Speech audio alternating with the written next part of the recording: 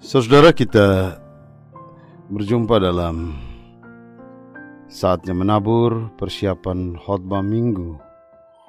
Dan karena itu, sebelum kita mengkaji teks kita, mari kita berdoa.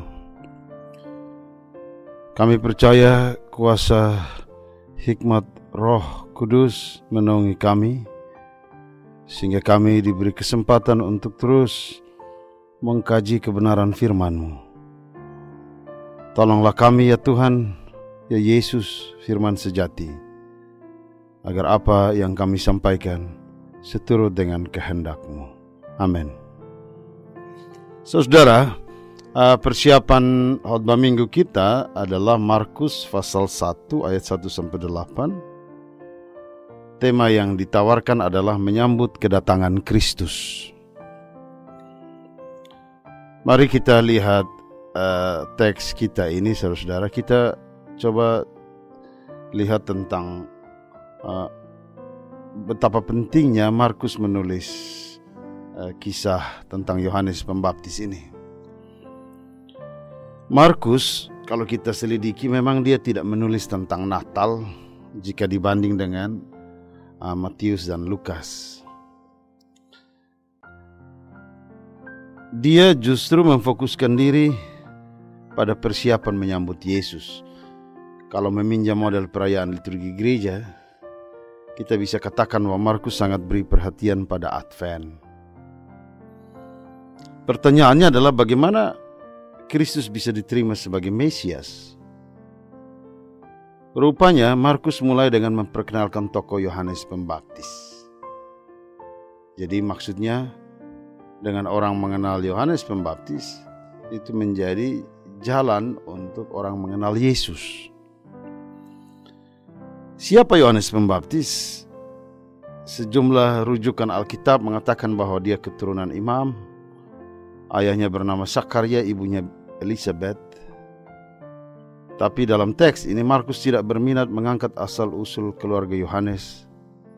Markus agak sedikit berhati-hati, karena jika ditelusuri, Yohanes Pembaptis adalah saudara Yesus juga, sebab ibu Yohanes dan ibu Yesus itu sepupu. Bisa jadi kehadiran Yohanes disalahpahami dan dianggap sebagai sebuah rekayasa keluarga. Markus juga tidak menonjolkan keberadaan Yohanes yang dianggap sebagai bagian dari kelompok Essenes. Karena kalau itu yang dia tonjolkan, maka orang Israel akan melihatnya sebagai sebuah upaya propaganda kelompok Essenes.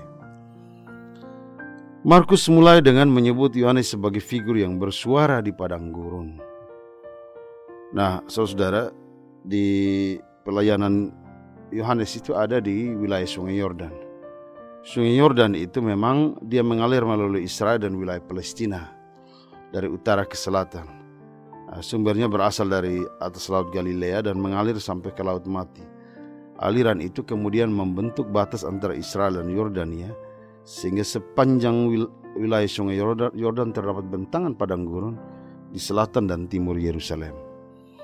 Apa yang hendak Markus nyatakan? Saudara, rupanya ketika dia bilang mengangkat Yesaya pasal 40 ayat 3, sebenarnya Yohanes Pembaptis itu disebut oleh Markus adalah sosok yang memiliki keterkaitan dengan Nabi Yesaya. Beberapa ahli bilang begini, bahwa setelah masa Maleaki, ya kurang lebih ada sekitar 400 tahun, orang Israel merasa bahwa Allah lebih banyak memilih diam dalam panggung sejarah Israel. Tidak ada lagi nabi yang berbicara tentang Israel dan janji-janji Tuhan yang pernah diperdengarkan melalui mulut para nabi. Ada beberapa orang mengatakan mereka Mesias, ada beberapa guru-guru, tetapi itu hanya pengakuan diri, pengakuan sebagai nabi, namun nyatanya hanya omong kosong. Nah, saudara, ketika Yohanes mengatakan bahwa ada suara yang berseru di padang gurun, sebenarnya ada hal lain yang tidak bisa kita lewati ketika bicara tentang padang gurun. Para rabi Israel mengajarkan begini. Taurat itu diberikan melalui atau dalam konteks 3 hal: api, hujan, dan gurun. Nah, dari mana kita tahu bahwa gurun itu berperan?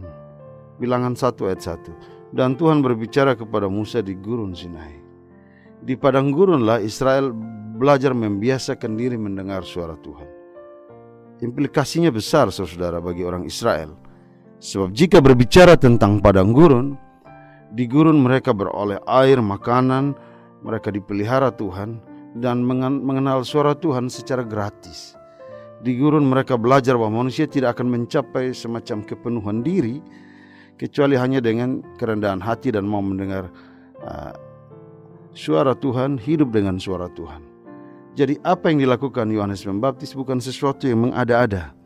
Suara kebenaran jatuh sama dengan pemaknaan padang gurun bagi orang Israel. Selanjutnya dalam ayat 6, Yohanes diperkenalkan dengan gaya khasnya, memakai jubah bulu unta dan ikat pinggang kulit.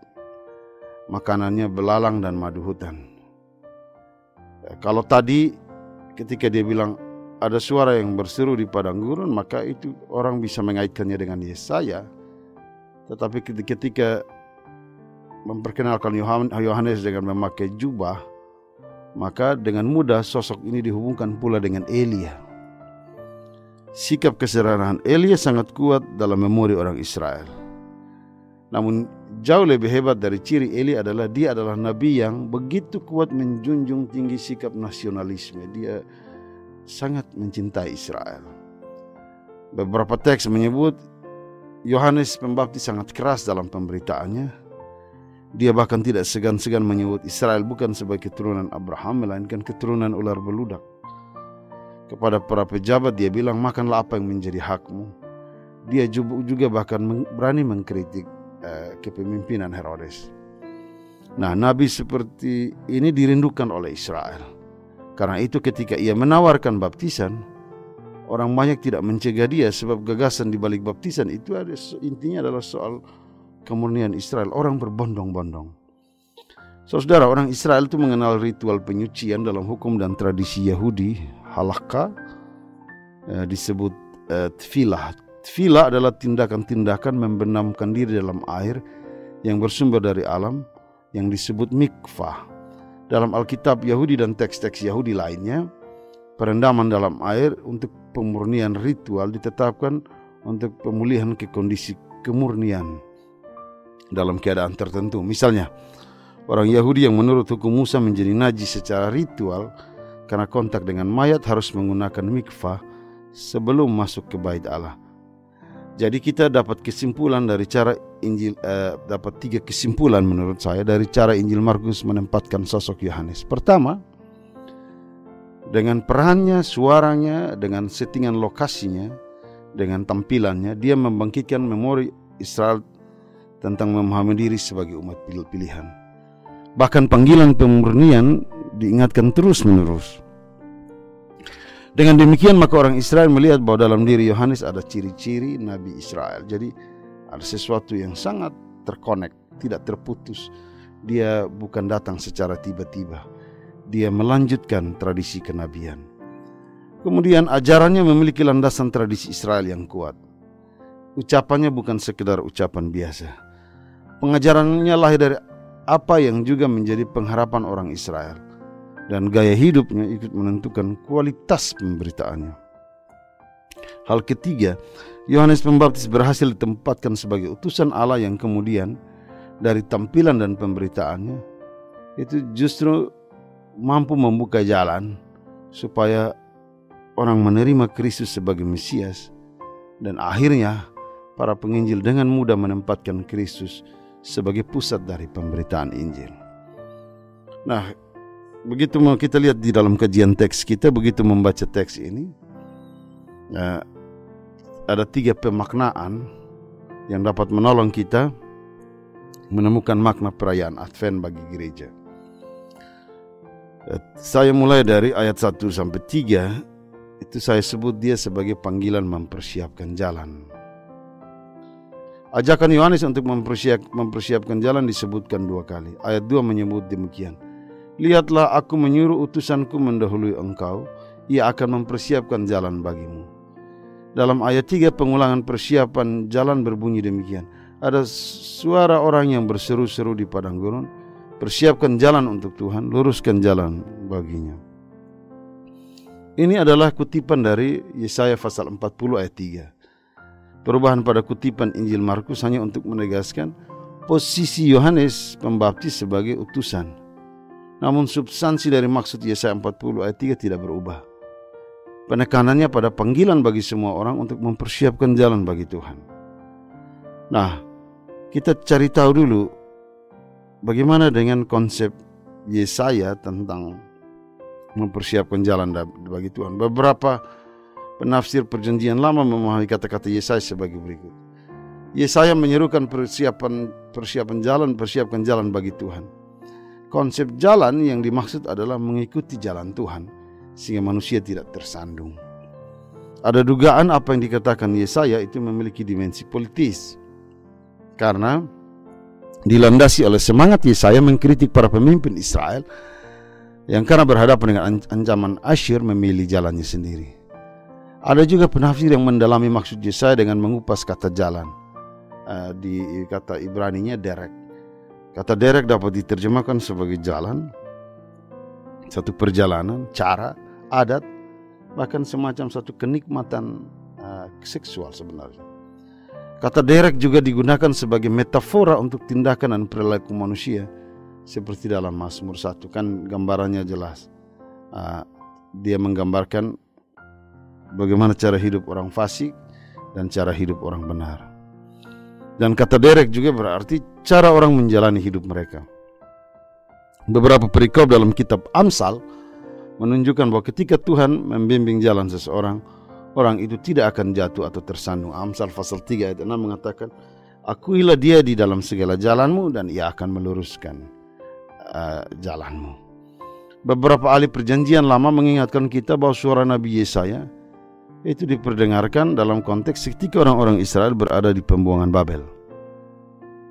Sehingga seruan luruskan jalan memiliki makna pembebasan Israel yang waktunya telah tiba.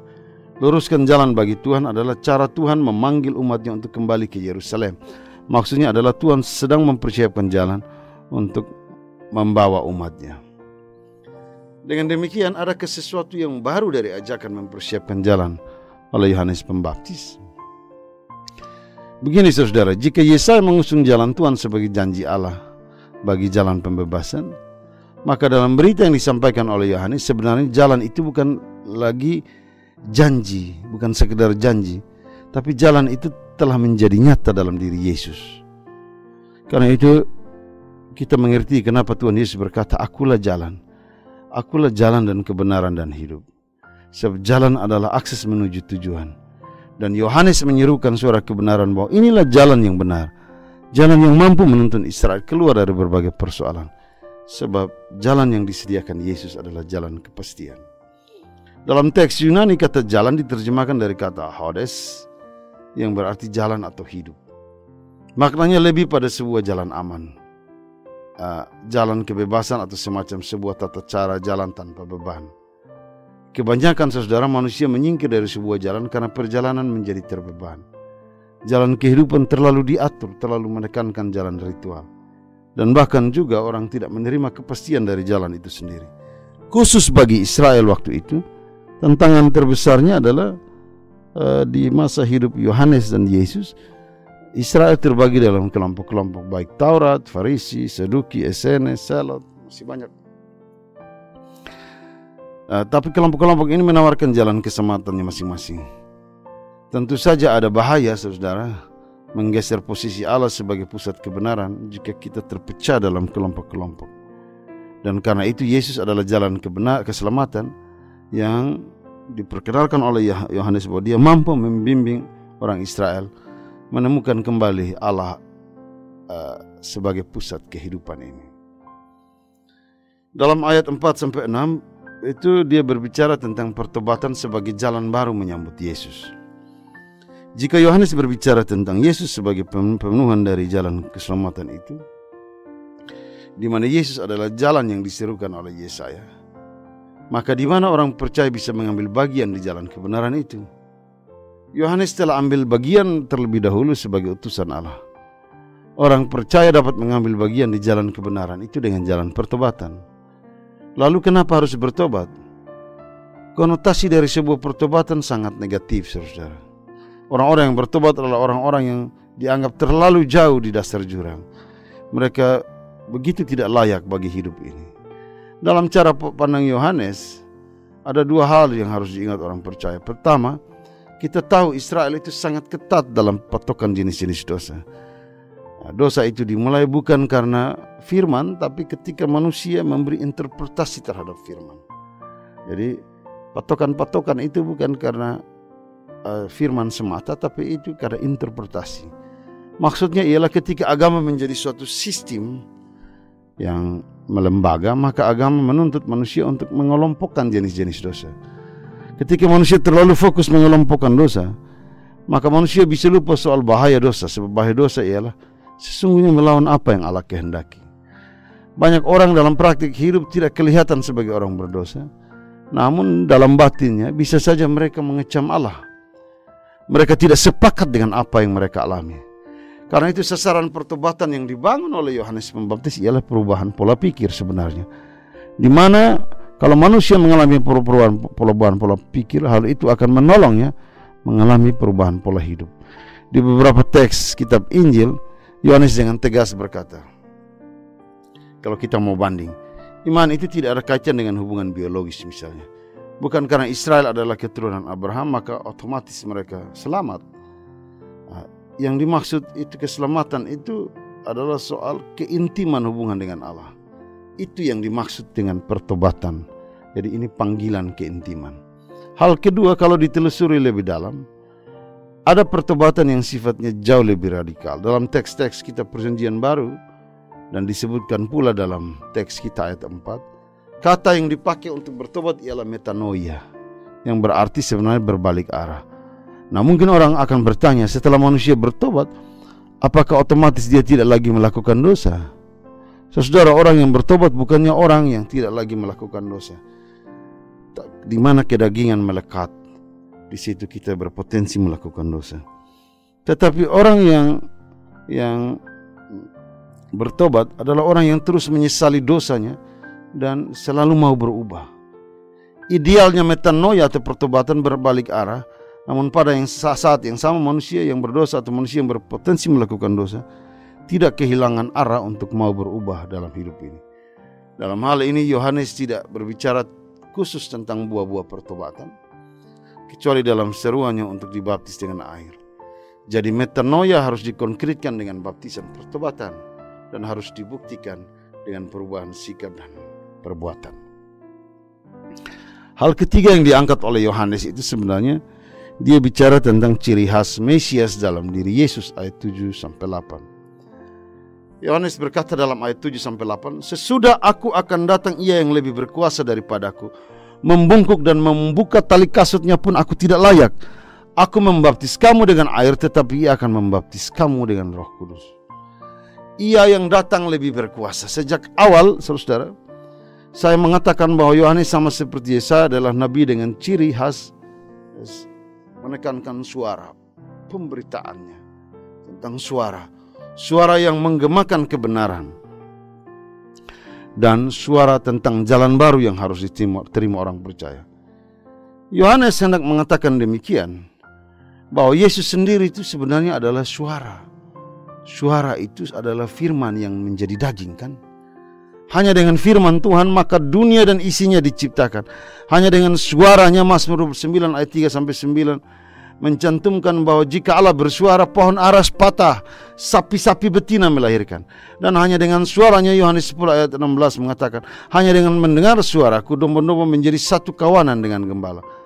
Kuasa itu ada pada Yesus, karena sejak awal dialah Tuhan yang menciptakan langit dan bumi. Dia adalah firman itu sendiri. Dia yang menuntun Israel melalui padang gurun dan menemukan kehendak Tuhan dalam Taurat. Ada firman tertulis. Dan sekarang karena kebenaran firman, sang firman menjadi daging, dan dengan kuasanya ia menyelamatkan seluruh buah ciptaannya. Nah, bahkan Yohanes bilang begini, karena dia lebih berkuasa daripadaku, membungkuk dan membuka tali kasutnya pun aku tidak layak. Kalau kita baca Alkitab, konsep tali kasut dapat kita baca Itu ketika pertemuan antara Abraham dan Melkisedek di dalam Kejadian 14 sebenarnya. Sejak itu Melkisedek hendak memberikan harta benda, tapi kemudian ditolak oleh Abraham dengan perkataan yang cukup meyakinkan. Saya menolak semua pemberian, bahkan tali kasut atau selai benang, sebab ada akibat dari menerima persembahan, di mana orang akan beranggapan bahwa dia kaya bukan karena Tuhan, tetapi karena pemberian orang. Jadi sebenarnya tali kasut itu ada kaitan dengan kepemilikan. Kepada Musa Allah menyuruhnya melepaskan kasut karena tempat ia berdiri adalah kudus. Ketika Yohanes menggunakan kalimat tali kasut, kita bisa memahami ungkapan itu demikian. Bahkan menyentuh apa yang paling hina, sebab kasut itu kan untuk injek. Dari diri Yesus sebagai manusia pun, aku tidak layak. Sebab apa yang paling hina dalam cara pandang manusia terhadap Yesus, itu justru adalah yang termulia dalam kerajaan sorga. Yohanes melanjutkan bahwa ia akan membaptis kamu dengan Roh Kudus. Pertanyaan terbesar dalam perikop ini adalah apa artinya membaptis dengan Roh Kudus? Seringkali ayat ini menjadi perdebatan yang sangat dogmatis. Kita harus tahu bahwa ketika bicara tentang baptisan, maka makna dasarnya adalah membenamkan atau mencelupkan seseorang dalam Roh Kudus. Untuk membanjiri seseorang dengan Roh Kudus, air hanyalah simbol pembersihan. Roh Kudus itu adalah pribadi yang sebenarnya dari pembersihan dan pemberdayaan itu. Nah, untuk mempelajari maknanya sedikit lebih jauh, kita lihat misalnya ada dua bagian yang berhubungan erat ditulis oleh Injil Lukas. Satu di akhir Injil Lukas, yang lain di awal Kisah Para Rasul. Aku akan mengirimkan kepadamu apa yang telah dijanjikan Bapakku, tetapi tinggallah di kota ini sampai kamu diberi enduo dengan kekuatan dunamis dari tempat yang tinggi. Lukas 24 ayat 49. Jangan tinggalkan Yerusalem, tetapi tunggulah hadiah yang dijanjikan Bapakku yang telah kamu dengar. Aku katakan kepadamu, karena Yohanes membaptis dengan air hidati, tetapi dalam beberapa hari kamu akan dibaptis dengan Roh Kudus. En pneumati hagio. Tetapi kamu akan menerima kuasa dunamis ketika Roh Kudus turun epikhomai kepada kamu. Dan kamu akan menjadi saksiku di Yerusalem dan di seluruh Yudea dan Samaria dan sampai ke ujung bumi. Pembaptisan Roh Kudus melibatkan atau diliputi atau dibenamkan, diberdayakan oleh Roh Kudus. Tujuannya selain terjadi pertobatan pribadi, orang-orang yang dibaptis oleh Roh dalam Yesus menemukan makna persekutuan. Jadi bergerak betul dari panggilan pribadi tapi juga berdampak bagi persekutuan. Inilah ciri khas gerakan mesianik. Dari panggilan pribadi, orang percaya menyebar dan menyatu dalam persekutuan keselamatan. Nah, bagaimana kita mengaplikasi teks ini? Kalau kita perhatikan tema kita adalah menyambut kedatangan Kristus. Hal yang menarik dari cara Injil Markus memperkenalkan Kristus adalah dia menampilkan sosok Yohanes Pembaptis. Melalui semua tindakan Yohanes saat ia menyerukan suara di padang gurun, saat ia mengajak pertobatan dan baptisan. Melalui itu semua, Yohanes ingin mengatakan tentang siapa Yesus. Sepanjang peran Yohanes sampai memperkenalkan Yesus, kita lihat kan bahwa Yesus tidak hadir. Kita tidak menemukan sosok Yesus yang hadir dalam teks ini. Tapi Yohanes dengan berani bersaksi betapa besar kuasanya. Bahkan menyentuh tali kasut pun aku tidak layak. Dia akan membaptiskan kamu dengan Roh. Semua itu berbicara tentang Yesus yang belum ada di tempat pada saat Yohanes mengajar itu. Advent, saudara, adalah penantian. Seringkali orang terjebak untuk memahami penantian tapi yang sifatnya fisik. Orang percaya merindukan perjumpaan fisik dengan Tuhan. Memang itu akan terjadi. Namun sesungguhnya Advent bukan hanya perjumpaan fisik. Advent adalah kekuatan hati dan jiwa orang-orang percaya, meskipun tidak berjumpa secara fisik dengan Yesus. Tanpa melihat pun mereka percaya. Orang percaya tetap memiliki semangat di tengah dunia yang tak pasti ini. Orang percaya tetap memiliki hati yang berkobar untuk hidup sebagai utusan yang selalu meluruskan jalan bagi Tuhan. Hidup di jalan yang Tuhan kehendaki. Amin. Mari kita berdoa. Bapa Surgawi, terima kasih untuk hikmat-Mu. Biarlah Engkau memperlengkapi kami terus menerus, sehingga berita firman-Mu menjadi kekuatan yang menopang kehidupan kami. Terima kasih untuk waktu ini ya Tuhan Yesus. Amin.